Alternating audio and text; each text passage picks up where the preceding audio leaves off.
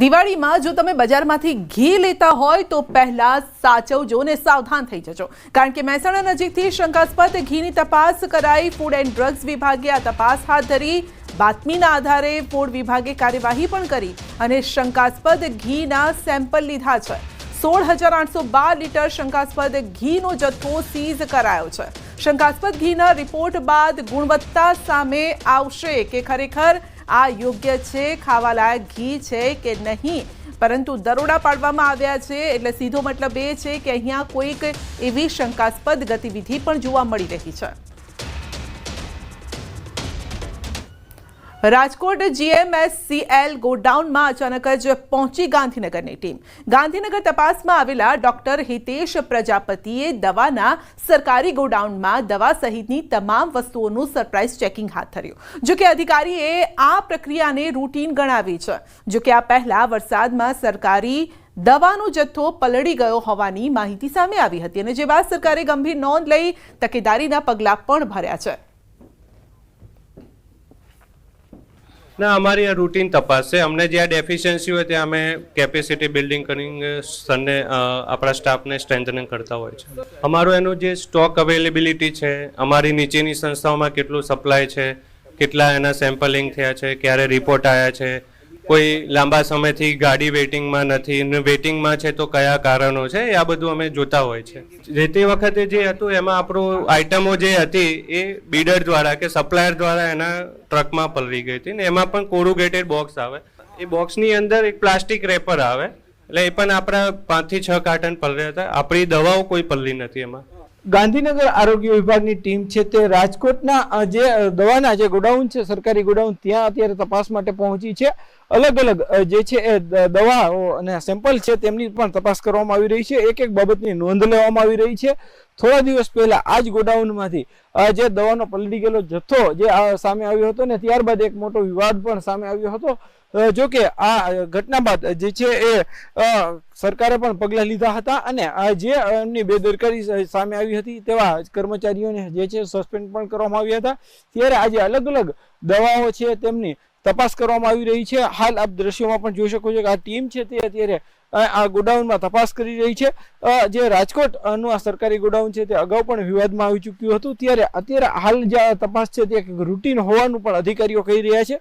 પરંતુ હાલ જે રીતના દ્રશ્યોમાં જોઈ શકો છો કે એક એક દવા છે, એક એક દવાની વિગત મેળવવામાં આવી રહી છે। આ ટીમ દ્વારા જે છે એ દવાની વિગતો મેળવવામાં આવી રહી છે, નોંધ કરવામાં આવી રહી છે અને સમગ્ર એક જે છે એ રિપોર્ટ પણ તૈયાર કરવામાં આવી રહ્યો છે। સુરતમાં દિવાળી પહેલા ઘીના 7 નમૂના ફેલ થયા છે। કોસાડની ડેરીમાંથી લેવાયેલા ઘીના બાહ્ય ચરબી આ સાથે ટ્રાન્સ ફેટી એસિડ મળી આવ્યા છે।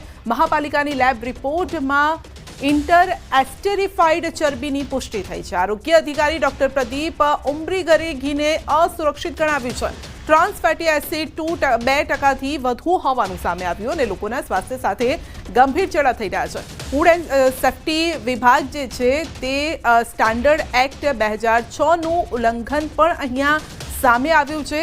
તો શ્રી મહાદેવા અને ન્યૂ આદિનાથ ડેરી પ્રોડક્ટના નમૂનાઓ પણ ફેલ થયા છે। તો તહેવારોમાં ભેળસેળયુક્ત ખાદ્ય વેચનારા સામે કોર્ટમાં કેસ પણ કરવામાં આવશે। તહેવારો આવતા તમામ વસ્તુઓની માંગ વધતી હોય છે, ત્યારે બજારમાં નકલી ચીજ વસ્તુઓ મોટા પ્રમાણમાં આવતી હોય છે। ખાસ કરીને ચંદી પડવો અને દિવાળીને લઈને મીઠાઈઓની માંગ હતી અને આ મીઠાઈઓમાં ભેગું કરવામાં આવતું હતું ઘી, જે મોટા પ્રમાણમાં નકલી હતું। તેને લઈને સુરત SOG અને આરોગ્ય વિભાગ દ્વારા સુરતના અમરોલી વિસ્તારમાં અલગ અલગ 3 ફેક્ટરી ઉપર દરોડા પાડવામાં આવ્યા હતા, સેમ્પલિંગ કરવામાં આવ્યું હતું।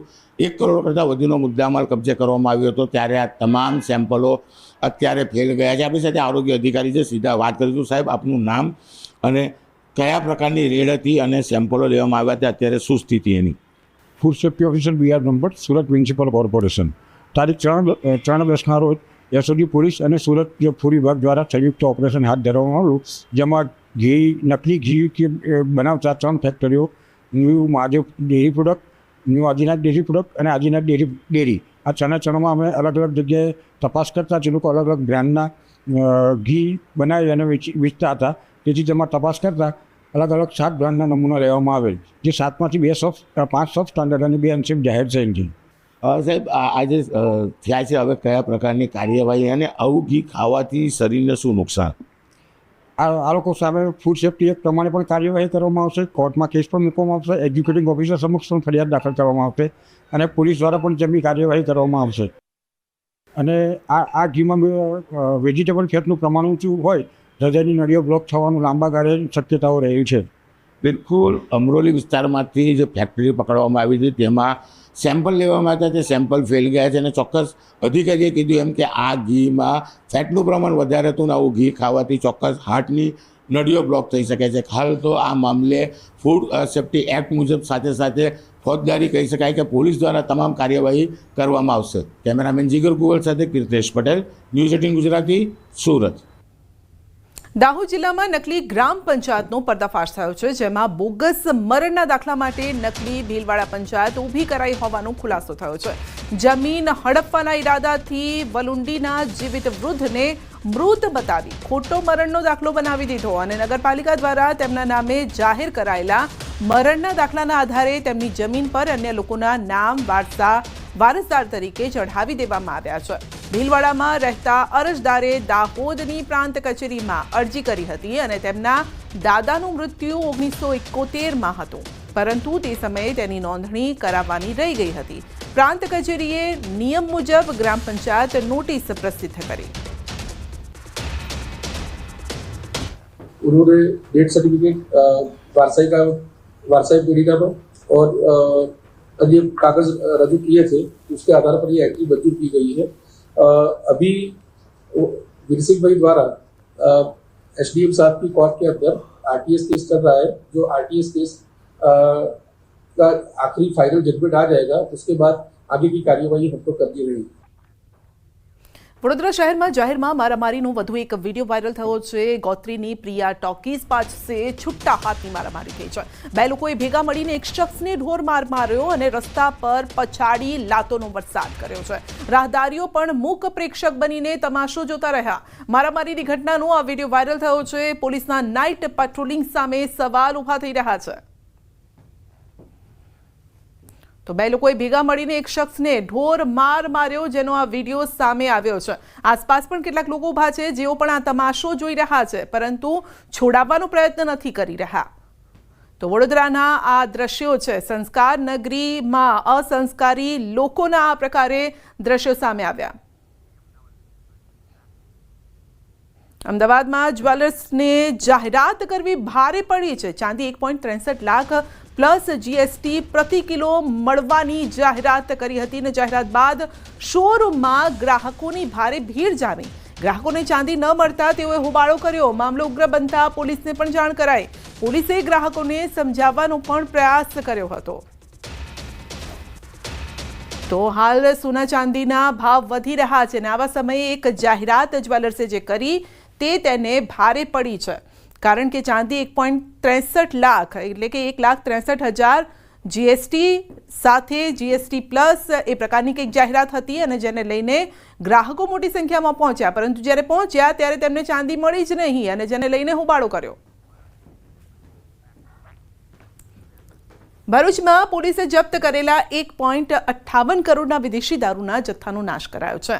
તો ચાવજ રોડ વિસ્તારમાં દારૂની બોટલો પર બુલડોઝર ફેરવી દેવાયું છે. 8 પોલીસ મથકમાંથી ઝડપાયેલા દારૂનો જથ્થો પ્રાંત અધિકારીની હાજરીમાં જ નાશ કરાયો છે.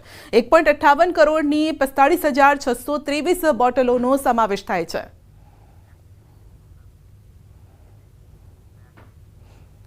ગીર સોમનાથના ઉના નગરપાલિકાના સદસ્ય પર હુમલો થયો છે. વોર્ડ નંબર 9ના સદસ્ય રાજુ ગોસ્વામી પર હુમલો થયો છે. ગીર ગઢડાના મહિલા એએસઆઈના પુત્ર પર હુમલો કર્યાનો આક્ષેપ છે. એએસઆઈના પુત્ર અને અન્ય શખ્સે કર્યો છે હુમલો. જૂની અદાવતમાં હુમલો કર્યાનો દાવો છે. ઈજાગ્રસ્તને સારવાર માટે ખસેડાયો છે. રાધેશ્યામ વાયરિંગમાં વેરાવલ રોડ ઉપર ગાડી લઈને પહોંચ્યો તો 2 જણા, એમાંથી એક પ્રિન્સ પટેલ, આપણે સવિતાબેન એએસઆઈ કરીને છે નવા બંદરમાં બરોબર, ગીર ગઢડામાં બરોબર, એના છોકરો પ્રિન્સ પટેલ બરોબર, એને દુકાન પાસે હંતાઈ અને મને સીધો પાછળથી પકડી લીધો બરોબર. ને બીજો એક અજાણ્યો શખ્સ હતો બરોબર, એની હાથમાં સ્પંજ અને પ્રિન્સના હાથમાં સ્પંજ હતું અને બીજા હથિયારો હતા બરોબર. એ મને મારવા માંડ્યા જેમ ફાવે. બરોબર, હા. સેવાસી વિસ્તારમાં એક કાર ચાલક બેફામ બન્યો છે અને તેને કોમ્પ્લેક્સમાં પાર્ક કરેલા વાહનોને અડફેટે લીધા છે. તો બ્લિંકેટ સ્ટોર પાસે કાર ચાલકે પાર્ક કરેલા 2 બાઇકને જોરદાર ટક્કર મારી હતી અને ત્યારબાદ લોકોમાં ભારે રોષ પણ છે. એક બાઇક ચાલકે અકળાઈને કારના કાચ પર મુક્કા પણ માર્યા અને આ ઘટનાના સીસીટીવી સામે આવ્યા છે.